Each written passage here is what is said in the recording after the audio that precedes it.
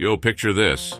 Buddha rocking the universe for eons, immortal ones chillin' in heaven, and kings in hell micromanaging earth, demons strolling down the block, and dragons throwing epic sea parties.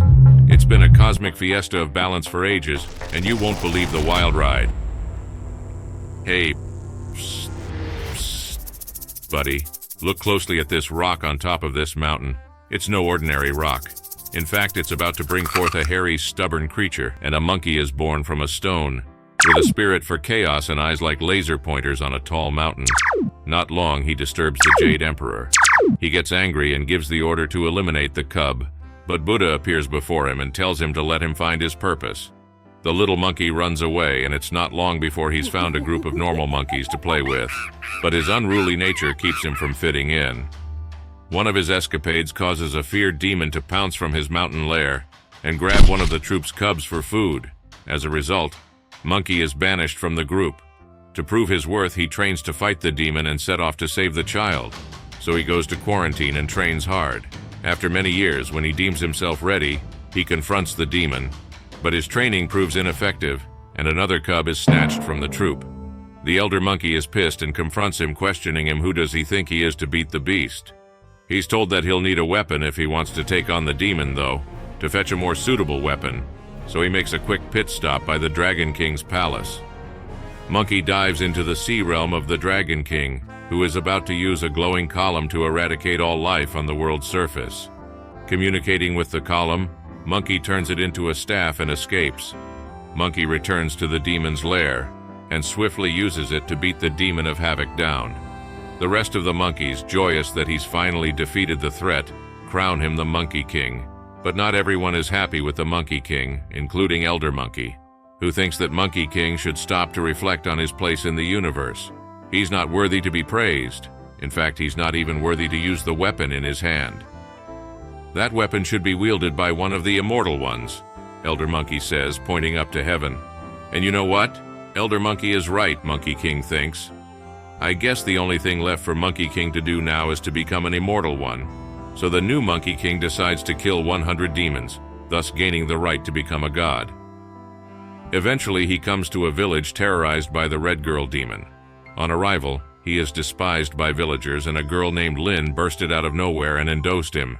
Monkey King defeats Red Girl, but the Dragon King arrives during the victory celebration to reclaim his prized weapon. After fighting him, Monkey King leaves the village. Lynn, pledging herself as his assistant, tags along, even though he treats her condescendingly. Unknown to him, Lynn is helping the Dragon King reclaim the staff in return for saving her drought-stricken village. Everyone, we learn, has a scroll that says when they will die. The Monkey King figures that if he crosses off his death date, that'll make him immortal. They arrive at a graveyard, and Monkey King opens a portal to hell to get to the Archive of Souls so that he can rub his name off his scroll of life and death, which will render him the ability to gaining immortality. In hell, many cloudy spirits wait in line to hear where they will spend eternity. One woman is sentenced to the pit of infinite agony, while Lynn, faking her way into hell, is sentenced to the chamber of ridiculous deaths. King Yama, the ruler and chief judge of hell, recognizes them as outsiders and fights them. Monkey King succeeds in erasing his name, but only makes ageless rather than immortal. He's half right. When he does this, it only makes him impervious to death by natural causes, but not to dying itself. For that, he'll need to grab another item. More on that in a second. The Monkey King then steals Yama's Book of Everlasting Life and learns that rather than rub his name off his scroll of life and death, he must eat a peach from the orchard of everlasting life to gain full immortality. The Dragon King subtly guides Monkey King and Lynn to a peach tree laced with an intoxicating poison, but ends up getting fed one himself, foiling the plan to steal back his weapon from the Monkey King. After realizing the peaches are fake, Monkey King learns from the book that Wang Mu, the Divine Queen Mother, brews an immortality elixir for the gods. He and Lin infiltrate the Jade Palace's pharmacy to create a sample of the elixir. Wang Mu catches them in the act. Monkey King drinks many of the potions with different results, but he eventually does become immortal and strong enough to rival the gods. This gives Monkey King a big head. He ultimately wants to become the king of heaven and be called Great Sage, equal of heaven.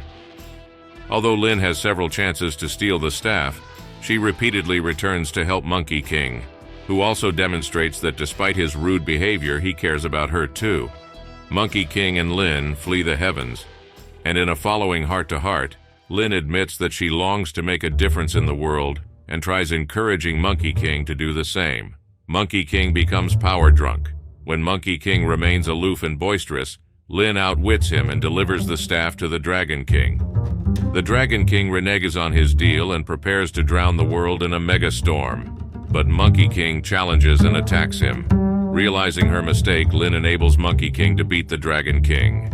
So Buddha challenges Monkey King, "If you are powerful enough to leap from my palm, the kingdom of heaven will be yours to rule. But if you fail, you will do a long penance here on earth."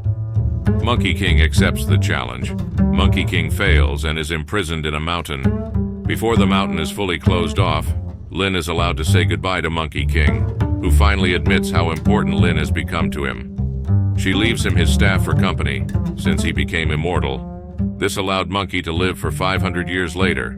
When Monkey King is freed from his prison by a monk, a pig, and a river spirit at Buddha's behest, they invite him to join them on a journey to the west, to which he overhappily agrees.